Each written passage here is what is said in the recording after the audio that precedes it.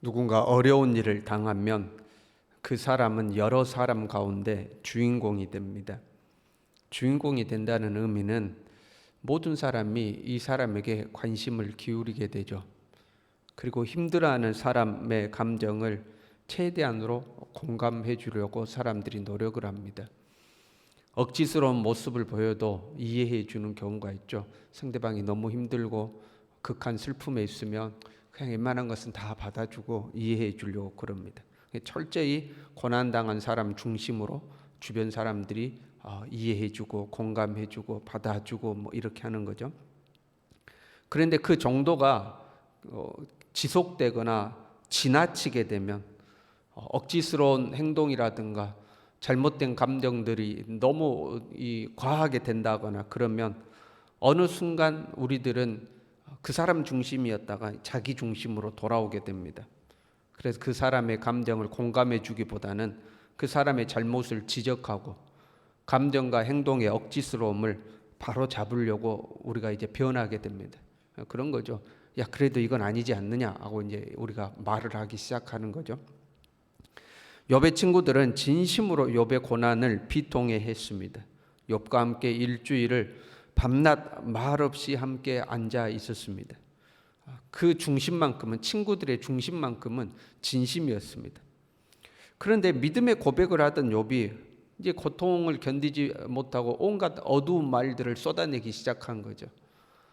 내가 잉태된 날이 저주를 받았다면 좋았을 텐데, 나는 왜 어머니 뱃속에서 태어날 때 그때 죽지 않았을까? 차라리 죽는 것이 더 낫다. 나는 죽고 싶어도 하나님 때문에 죽을 수도 없다. 그러면서 온갖 이 부정적이고 어두운 말들을 이제 쏟아내기 시작하는 거죠. 그 욥의 한탄을 듣고 있던 친구들이 더 이상 침묵할 수가 없는 거죠. 욥과 함께 일주일을 말없이 앉아 있었는데 그 욥이 말하는 걸 보고 이제 드디어 친구들도 말을 하기 시작합니다. 자기들의 기준으로 봤을 때는 욥이 너무 이 부정적인 말들을 쏟아내는 거죠. 엘리바스가 먼저 이제 이야기를 시작합니다. 이렇게 기록되어 있어요. 네가 전에는 다른 사람들을 훈계하고 약한 사람을 강하게 해주고 넘어진 자들을 가서 말로써 붙들어주고 하더니 이제 너에게 그런 일이 생기니까 네가 힘들어하고 이렇게 어려워하냐? 네가 옛날에는 다른 사람들한테, 고통당한 사람들한테 힘내라고 위로하고 붙들어주고 그러더니 막상 너한테 그런 일이 생기니까 너 이 정도밖에 안 되냐 하고 이제 이야기를 꺼냅니다. 우리도 그럴 때가 있죠. 남들이 힘들어할 때는 우리가 용기 있는 말도 하고 믿음의 말도 하고 뭐 저 정도 가지고 저러나 이제 이렇게 이야기하지만 막상 자기에게 일이 닥쳐오면 우리가 비틀거리고 흔들릴 때가 있지 않습니까? 근데 이제 욥의 친구 엘리바스가 욥한테 그런 거예요. 막상 너한테 그 일 당하니까 너 그렇게 그러냐 하고 이제 이야기를 하는 거죠. 그리고 7절에 이렇게 이야기합니다. 생각하여 보라. 죄 없이 망한 자가 누구인가? 정직한 자의 끊어짐이 어디 있는가? 너 죄 때문에 지금 고난 당하는 거 아니냐 하고 이제 이야기를 시작하는 거예요. 네가 지금 고난 당하는 것은 죄 때문이다. 이제 이런 이야기입니다. 기본적으로 앞으로 욥과 친구들의 논쟁은 이 주제에 대한 논쟁입니다. 친구들은 네가 죄로 말미암아 고난 당하는 것이니 하나님께 회개하고 하나님의 처분을 달게 받아야 된다 하고 계속해서 주장을 합니다. 욥은 아니다, 난 하나님께 범죄하지 않았다 하고 주장을 하게 됩니다. 이 주장이 계속해서 친구들과 욥 사이에 오고 가면서 반복되고 있습니다. 거의 내용이 거의 비슷합니다. 표현을 달리할 뿐이지 너는 죄 때문에 고난당하는 것이다, 아니다, 나는 죄를 지은 것이 아니다 하고 이제 쭉 이 논쟁이 계속 이어집니다. 친구들의 생각은 당대의 일반적인 생각입니다. 그리고 현재에도 일반적인 생각이고 이것은 또한 성경의 가르침이기도 합니다. 죄를 범하면 고난을 받는가? 당연합니다. 죄의 싹은 사망이라고 성경은 가르치고 있습니다. 인류의 모든 고난과 저주는 에덴 동산에서 죄로 말미암아 시작했습니다. 하나님은 사람을 사랑하시지만 그 사람의 죄는 싫어하시고 죄를 또는 죄 있는 사람을 무조건적으로 용납하지도 않습니다.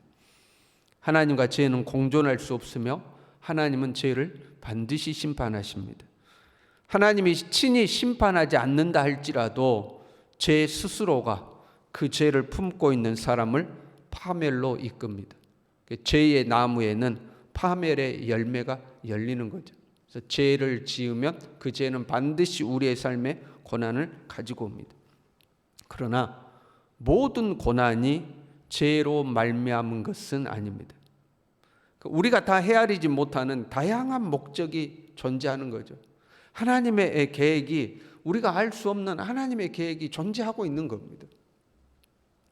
요한복음 9장에 보면 실로암 사건이 기록되어 있습니다.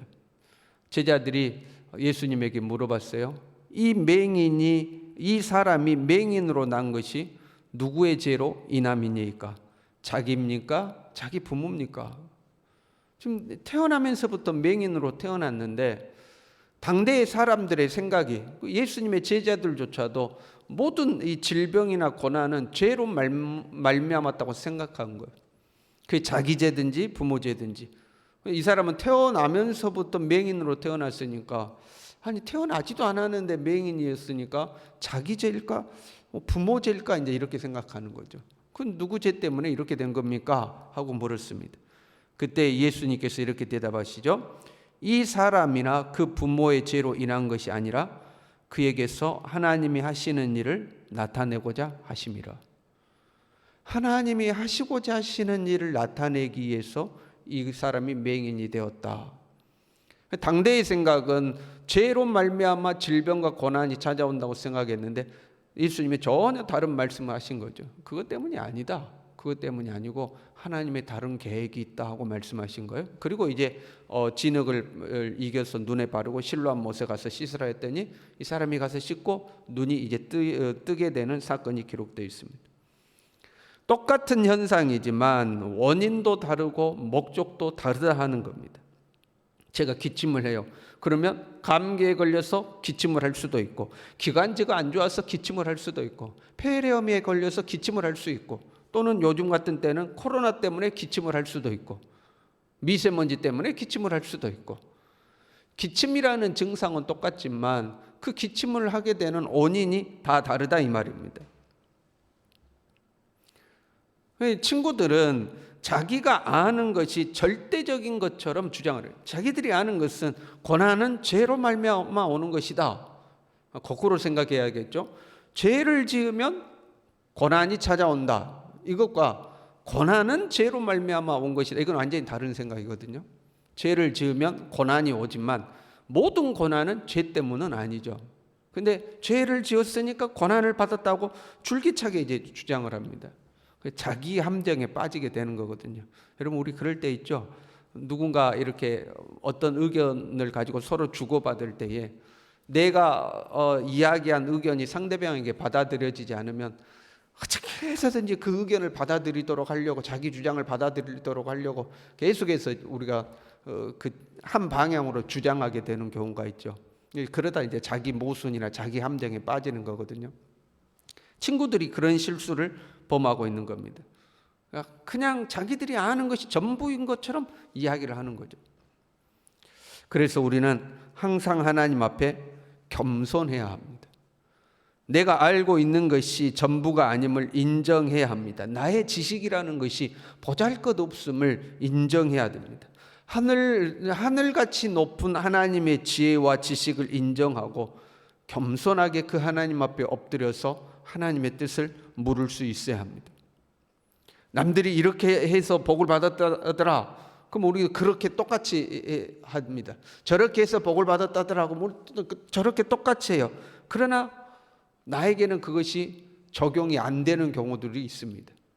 물론 믿음의 사람들이 간 그 길을 우리는 뒤따라갈 필요는 있어요. 그러나 모든 것이 동일하게 나에게 적용되는 것은 아닙니다.